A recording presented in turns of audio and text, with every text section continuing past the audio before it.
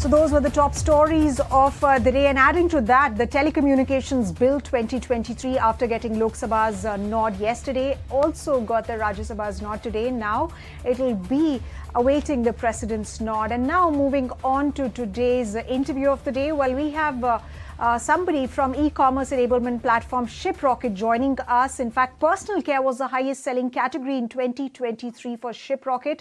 That's not all. They're also banking heavily on the exports opportunity to shape well for the brand. And to speak more about that, I'm now joined by COO of Shiprocket, Atul Mehta. Atul, thank you very much for joining us today on Startup Central. I first want to understand that personal care as a category really emerged as the highest selling category for you, closely followed by apparel, footwear and accessories. That's pretty interesting. Tell us about some of the other trends that you saw in 2023 for Shiprocket. I think personal care, as you rightly said, emerged as one of the highest selling categories. It was the highest selling category last year as well. And that's also driven by a lot by the innovation on the brand side, which has happened. With a lot of new direct to consumer value props coming through, a lot of new brands innovating, and people moving beyond the traditional brands they used to typically use in personal care. So you're no longer limited to the likes of the Lakmes and the Doves of the world. You are trying out the Sugars and the niche brands which are coming up, and that's what is clearly reflected in what we see on the trends, that personal care on direct commerce is driving a lot of growth. Consumers are trying out new value props and new brands across the portfolio. So whether it is shampoos, or whether it is hair oil, or whether it is skin creams, cosmetics, tough to crack categories. But I think great work done by the brands which are growing rapidly in the country, which is driving this growth. Yeah, indeed. In fact, looking at the data that you've shared with us, Tier 2 markets data is looking pretty impressive. So tell us about the traction that you've gained, in fact, the orders that you've received from the Tier 2 and Tier 3 towns and cities. I mean, e-commerce experts have often said that this is where the Tier 2 and 3 markets are going to be the next opportunity areas. See, I think we've seen the Tier 2 market grow by somewhere 170 odd %. Driven a lot by cities like Mysore, Udaipur, etc.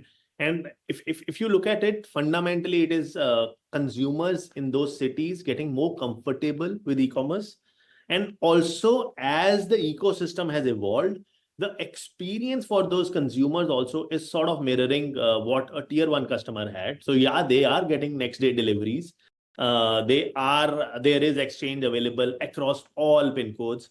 So there is reach and there's experience, which builds the trust, which is important when you're doing e-commerce shopping. And I think that fundamentally is driving the growth in Tier 2 cities and a large part of Tier 3 as well, where speed to delivery has increased significantly. Time to delivery has come down, and hence the barriers to e-commerce adoption has come down. And yes, the increase in internet penetration, etc., has set the base. But yeah, building more trust and speed is, I believe, one of the factors which has led to this rapid increase in what we are seeing in Tier 2, Tier 3 cities. So building more trust, but essentially it really comes down to experience actually driving commerce. But how has really penetration shaped the average order value? Has that also increased too, considering this year has specifically been about premiumization? So does that stand true for you as well? How has premiumization, especially for Shiprocket, look like in 2023? Yeah, so it has, I think, broadly across states increased. There might be a few outliers, I don't remember, but yeah, we on direct commerce, it is 1,700 odd, give or take, here and there, which, if you look at it, is significantly higher than what you typically will have on other marketplaces potentially. And that's the reflection also of the premiumization, which a lot of direct to consumer brands have been able to get to and charge, because of the differentiation in the value proposition they have been able to create. And yeah, this has grown somewhere in the range of, I think, 10 to 11%, if I'm not wrong, year on year, which is also a reflection of the price increase which would have happened. But I think between 1700 also there is this category dynamic. When you talk about personal care, you have average order values ranging in the range of around 1,000. When you come to clothing, it goes up to 2,000 odd. And it's the mobiles and the mobile accessories, etc., which trend at around 5 to 10,000. As a blended, what you see is 1,700 as the average order value. So yeah, the Indian consumer is willing to spend and give a premium to the brands if they bring in a differentiated value proposition, which is clearly reflecting. You're not looking at the direct to consumer is not a bargain hunting consumer segment. It's more give me value and I'll be able to. I'm willing to give a premium for what you are offering me. So consumers wanting value, they're wanting to spend, provided the overall experience is great, the product is great. But what about trends and variations in average order values observed in markets, like the United States and Canada in comparison to India? Which of these markets is more evolved? Yeah. So I think obviously cross-border average order values typically tend to be higher because there's this cost of shipping which is involved, plus restricted access. So yeah, for the likes of US, we see average order values which trend to at around 3,500 to 4,000 range, which is one of the highest. Then there is Canada, which is slightly lower at an average order value, similar to what we see in the Indian market. But I think that's also a reflection of how evolved that market today is, India to Canada today. It's just a timing factor, I think, on how it's a matter of time when that Canada and the UKs of the world will also start reflecting average order values around 3,500 to 4,000.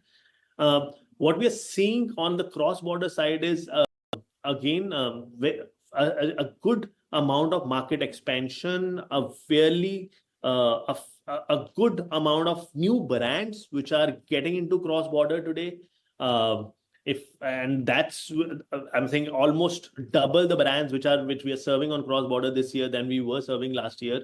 There is this latent demand in the markets. In those, there's the Indian diaspora plus the differentiated value propositions, the brands which have been able to create in the country, taking them outside and winning the market there is a clear path which we see, which will only get accelerated in the coming few years, with the average order values continuing to be somewhere around 3,500, 4,000 odd as we scale. All right, so the United States actually taking lead over Canada, and rightly said, the India opportunity for exporters, for brands like yourselves is great. In fact, Indian products being consumed internationally is increasing. But what are some of the city-wise consumer preferences? Is Delhi winning over Mumbai when it comes to orders, and what kind of orders are they preferring? So I think Delhi tops clearly in terms of whether it is sales volume or the number of orders or even the frequency of buyers buying across the year. How many times are they buying? Followed closely by Bangalore, and then that's between Thane and Mumbai. But what we have seen very clearly coming through is how the satellite cities across metros are driving a lot of growth. So while Delhi leads the market, it's the Gurgaons and the Noidas of the world which are driving a lot of growth. When it comes to the Mumbai metropolitan area, it's Thane which is driving a lot of growth and is almost as big as Mumbai today. In terms of categories, I think personal care continues to be the highest across, but yeah, you do see a significant skew towards books in Delhi. So yes, what clearly comes out is the Delhiites are reading a lot, while you do have a very distinct skew towards jewelry shopping when it comes to Mumbai or around the regions of Gujarat. Doesn't come as a surprise given it's also the diamond district. But yeah, books. So Delhi, it seems to be reading a lot, and Mumbai seems to be spending a lot of jewelry is what clearly is coming through.